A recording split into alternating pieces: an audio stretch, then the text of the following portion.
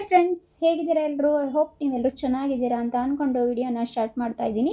ಮೊದಲಿಗೆ ಎಲ್ರಿಗೂ ಯುಗಾದಿ ಹಬ್ಬದ ಶುಭಾಶಯಗಳು ಫ್ರೆಂಡ್ಸ್.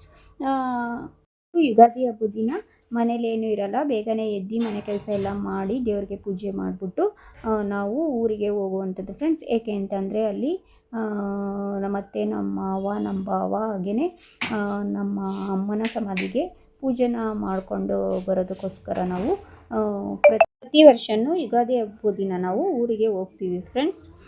ಯುಗಾದಿ ಹಬ್ಬದ ದಿನವೇ ಏನಾಯಿತು ಅಂತಂದರೆ, ನಾವು ಊರಿಗೆ ಹೋಗಿ ಎಲ್ಲರೂ ಕೂಡ ಹೊರಟಿದ್ವಿ. ಎಷ್ಟು ದಪ್ಪದು ಹಾವು ಬಂದಿತ್ತು ಅಂತಂದರೆ ತುಂಬಾ ಭಯ ಆಗೋಯಿತು ಫ್ರೆಂಡ್ಸ್. ಸುಮ್ಮನೆ ಹೀಗೆ ಈಚೆ ನಿಂತಿದ್ದೆ ನಾನು, ಆ ರೋಸ್ ಗಿಡದ ಮೇಲೆ ಹತ್ತಿ ಹಾವು ಯಾವ ಥರ ಆಡ್ತಾಯಿತ್ತು ಅಂತಂದರೆ ತುಂಬಾ ಭಯ ಆಗ್ಬಿಡ್ತು. ನಾನಂತೂ ಕಿರ್ಚಿಬಿಟ್ಟೆ. ಆಮೇಲೆ ಅದು ರೋಸ್ ಗಿಡದಿಂದ ಕೆಳಗಡೆ ಬಿದ್ದು ಮಲ್ಲಿಗೆ ಗಿಡದೊಳಗಡೆ ಹೋಗ್ಬಿಡ್ತು. ಆಮೇಲೆ ಆ ವಿಡಿಯೋನ ಕರೆದು ಇಡಿಸಿದ್ವಿ. ಅದು ಇನ್ನೂ ವಿಡಿಯೋನ ನಾನು ಮಾಡ್ತಾ ಇದ್ದೆ ಅಷ್ಟರಲ್ಲಿ ಅವರು ಈ ಕಡೆ ಬಂದ್ಬಿಟ್ರು. ಭಯ ಆಗೋಯ್ತು, ಅದಕ್ಕೆ ವಿಡಿಯೋನ ಮಾಡೋಕ್ಕಾಗಿಲ್ಲ. ಮುಗಿದ್ಮೇಲೆ ಬಂದ್ವಿ ಊರಿಗೆ.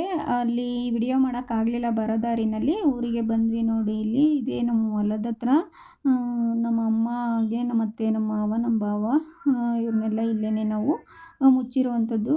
ಹಾಗಾಗಿ ಸಮಾಧಿ ಪೂಜೆನ ಮಾಡೋದಕ್ಕೆ ಬಂದಿದ್ದೀವಿ. ಎಲ್ಲರೂ ಕೂಡ ಡೈರೆಕ್ಟ್ ನಾವು ಮನೆಗೆ ಹೋಗಲಿಲ್ಲ, ಸಮಾಧಿ ಹತ್ರನೇ ಬಂದಿರುವಂಥದ್ದು.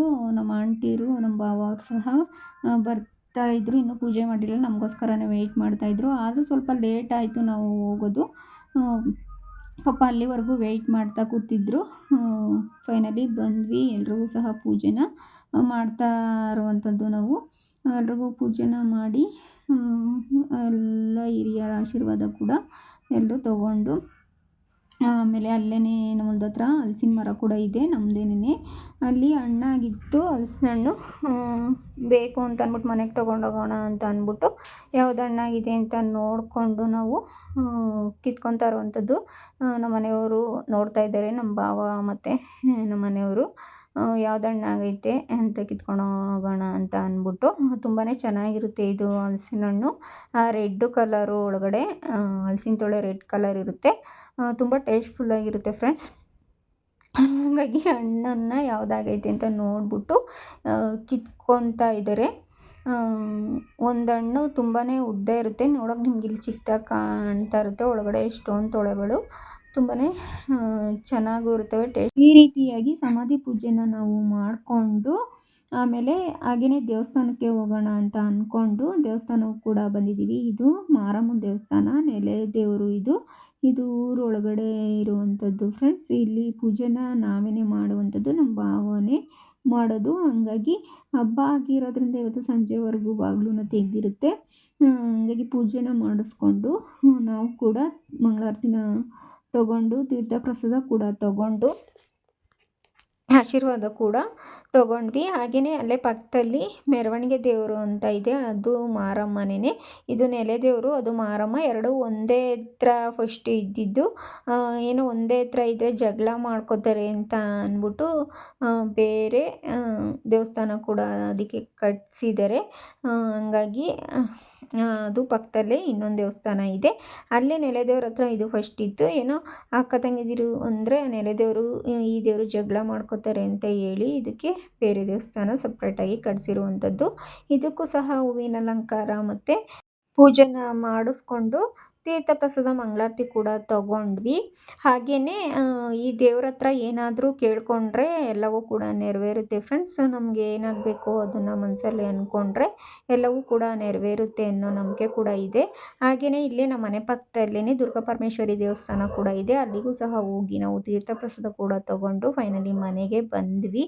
ಮನೆಗೆ ಬಂದು ಸ್ವಲ್ಪ ಹೊತ್ತು ಕೂತ್ಕೊಂಡಿದ್ವಿ. ತುಂಬ ಆಚೆ ಬಿಸಿಲಿದ್ದರಿಂದ ಸ್ವಲ್ಪ ಹೊತ್ತು ಕೂತ್ಕೊಂಡು ಏನೇ ಸ್ವಲ್ಪ ನೀರು ಕೂಡ ಕುಡಿದು, ನೋಡಿ ನಮ್ಮ ಆಂಟಿಗೆ ಬೇರೆ ಹುಷಾರಿಲ್ಲ ಪಾಪ, ಆಪ್ರೇಷನ್ ಕೂಡ ಆಗಿದೆ.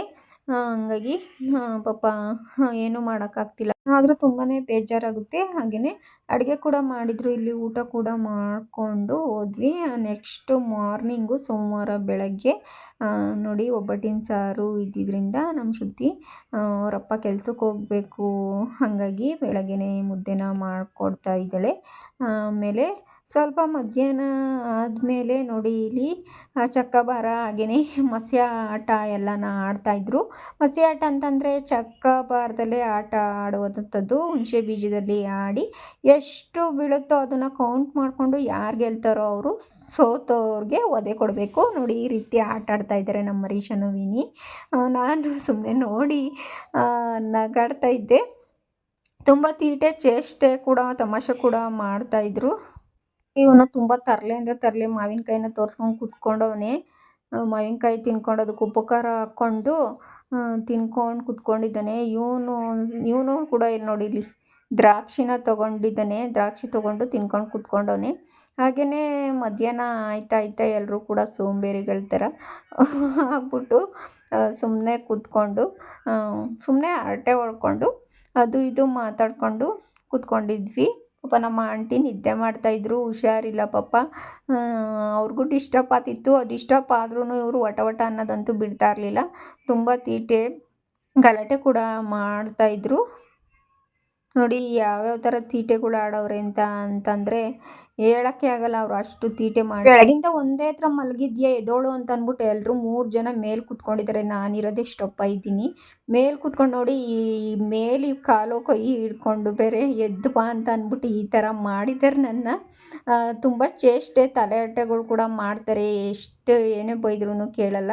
ಹಾಗೆಯೇ ಹಬ್ಬಕ್ಕೆ ತಂದಿರೋ ಬಾಳೆಹಣ್ಣುಗಳು ಸಹ ತುಂಬಾ ಇತ್ತು. ಹಂಗಾಗಿ ಬೇಡ ಅಂತ ಹೇಳಿದ್ರು ಕೇಳದೆ ಇವನು ಇಲ್ಲ ನಾನು ರಸಾಯನ ಮಾಡ್ತೀನಿ ಅಂತ ಅಂದ್ಬಿಟ್ಟು ನೋಡಿ ಎಲ್ಲ ಹೆಚ್ಕೊಂಡು ಕೂತಿದ್ದಾನೆ.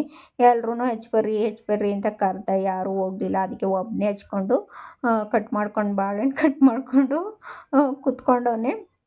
ಚೇಷ್ಟೆ ಮಾಡ್ಕೊಂಡು ನಾನು ಅಲ್ಲಿ ಮಲ್ಕೊಂಡಿದ್ರೆ ತುಂಬ ಚೇಷ್ಟೆ ಮಾಡಿಕೊಂಡು ತೀಟೆ ಮಾಡ್ಕೊಂಡು ತರಲೆ ಮಾತಾಡಿಕೊಂಡು ಕಟ್ ಮಾಡಿಕೊಂಡು ಕೂತ್ಕೊಂಡಿದ್ದಾನೆ.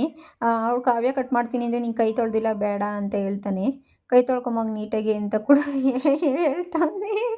ಆದರೂ ಅವಳು ಬಾಳೆಹಣ್ಣು ಸಿಪ್ಪೆನ ಕೊಟ್ಬಿಟ್ಟು ಬಂದಳು. ಆಮೇಲೆ ಅವನೇ ಎಲ್ಲ ಕಾಯಿ ತುರಿಯೋದು ಎಲ್ಲ ಪ್ರತಿಯೊಂದು ಯಾರೂ ಹೆಲ್ಪ್ ಮಾಡಲಿಲ್ಲ. ಅವನೇ ಪಾಪ ಎಲ್ಲವನ್ನು ಕೂಡ ಮಾಡಿಕೊಂಡು ರಸಾಯನನ ರೆಡಿ ಕೂಡ ಮಾಡ್ತಾಯಿದ್ದಾನೆ. ಯಾವ ಥರ ಮಾಡ್ತಾನೆ ಅಂತಂದ್ರೆ ದ್ರಾಕ್ಷಿ ಆಮೇಲೆ ದಾಳಿಂಬೆ ಹಣ್ಣು, ಬಾಳೆಹಣ್ಣು, ಕಾಯಿ ತುರಿ ಇವೆಲ್ಲವನ್ನು ಹಾಕ್ಬಿಟ್ಟು ರಸಾಯನನ ಮಾಡ್ತಾ ಇರೋವಂಥದ್ದು. ಆಮೇಲೆ ನಮ್ಮ ವಿನಿ ಸ್ವಲ್ಪ ಹೆಲ್ಪ್ ಮಾಡೋಕೆ ಹೋದ ನೋಡಿ. ದಾಳಿಂಬೆ ಹಣ್ಣನ್ನ ಎಲ್ಲ ಸುಲಿದ್ಬಿಟ್ಟು ಹಾಕ್ತಾವನೆ. ನಮ್ಮ ಶ್ರುತಿ ಒಂದು ಕಡೆ ನಮ್ಮ ಆಂಟಿಗೆ ತೆಂಗಿನಕಾಯಿ ಹಾಕಿ ತಿನ್ನಬಾರ್ದು ಅಂತೇಳಿ ಬೇರೆ ತೆಂಗಿನಕಾಯಿ ಹಾಕ್ತೀರಾ ಬೇರೆ ರಸಾಯನನ ಸ್ವಲ್ಪ ಮಾಡ್ತಾಯಿದ್ದಾಳೆ ಆ ಕಡೆ. ಇವನು ಸಕ್ಕರೆ ಹಾಕ್ಲಾ ಬೆಲ್ಲ ಹಾಕ್ಲಾ ಅಂತ ಹೇಳ್ಕೊಂಡು ನೋಡಿ ಹೆಂಗೆ ಆಡ್ಕೊತಾವನೆ, ಹೆಂಗೆ ನಗಾಡ್ತಾವನೆ ಅಂತ ಚೇಷ್ಟೆಗಳ್ನ ಮಾಡಿಕೊಂಡು. ತುಂಬ ತರಲೆ ಅಂದರೆ ತರಲೆ. ಯಾವಾಗ ಬಂದರೂ ಇದೇ ಥರ ಮಾಡ್ತಾನೆ ನೋಡಿ ಇವನು. ಪ್ಲೇಟ್ನ ತೊಗೊಂಬ ಅಂತಂದರೆ ಇವನು ಕಾಯಿ ತುರಿಯೋದು ಚುಪ್ಪು ಎತ್ಕೊಂಡು ಚುಪ್ಪು ಒಳಗಡೆನೆ ಹಾಕಿಸ್ಕೊಂಡು ತಿಂತಾ ಇದ್ದಾನೆ. ನೋಡಿ ಈ ರೀತಿ ಪ್ರಸಾದ ಅಂತ ಮಾಡಿಬಿಟ್ಟು ತಗೊಳ್ರಿ ತಿನ್ನಿರಿ ಅಂತ ಅಂದ್ಬಿಟ್ಟು ರಸಾಯನ ಮಾಡಿಬಿಟ್ಟು ಕೊಟ್ಟಿದ್ದಾನೆ. ನೋಡಿ ಯಾವ ಥರ ನನ್ನನ್ನು ಮಾಡಿದ್ದಾರೆ ಅಂತ ಅಂದ್ಬಿಟ್ಟು. ಒಂದೇ ಹತ್ರ ಕೂತಿದ್ಯಾ ಅಂತ ಅಂದ್ಬಿಟ್ಟು ಎತ್ಕೊಂಡು ಹೋಗ್ತಾಯಿದ್ದಾರೆ ಆಚೆ ಬಾ ಅಂತ. ಈ ಥರ ಎಲ್ಲ ಮಾಡಿ ಇದು ಮಾಡಿದ್ದಾರೆ. ಇನ್ನೇನು ಮಾಡೋದು, ಹುಡುಗರು ತಮಾಷೆ ಮಾಡ್ತಾರೆ, ಅಡ್ಜಸ್ಟ್ ಮಾಡ್ಕೋಬೇಕು ಅಲ್ವಾ. ನಾವು ಅವ್ರ ಹತ್ರ ಫ್ರೆಂಡ್ಲಿ ಆಗಿದ್ದರೆ ಅವರು ನಮ್ಮ ಹತ್ರ ಫ್ರೆಂಡ್ಲಿ ಆಗೇ ಇರ್ತಾರೆ. ಹಂಗಾಗಿ ನಾನು ಎಲ್ಲರ ಜೊತೆನೂ ಫ್ರೆಂಡ್ಲಿಯಾಗಿ ಇರೋಕ್ಕೆ ಇಷ್ಟಪಡ್ತೀನಿ. ಹಾಗಾಗಿ ನನ್ನ ಹತ್ರ ಎಲ್ಲರೂ ಕೂಡ ತುಂಬಾ ಕ್ಲೋಸಾಗಿ ಚೆನ್ನಾಗಿರ್ತಾರೆ. ಇವತ್ತಿನ ವಿಡಿಯೋ ಇದಾಗಿರುತ್ತೆ. ನನ್ನ ವಿಡಿಯೋ ಯಾರಿಗೆಲ್ಲ ಇಷ್ಟ ಆಗಿದೆ ದಯವಿಟ್ಟು ಲೈಕ್ ಮಾಡಿ, ಶೇರ್ ಮಾಡಿ, ಸಬ್ಸ್ಕ್ರೈಬ್ ಮಾಡೋದನ್ನು ಮರಿಬೇಡಿ. Thank you. Take care. Good night. Bye.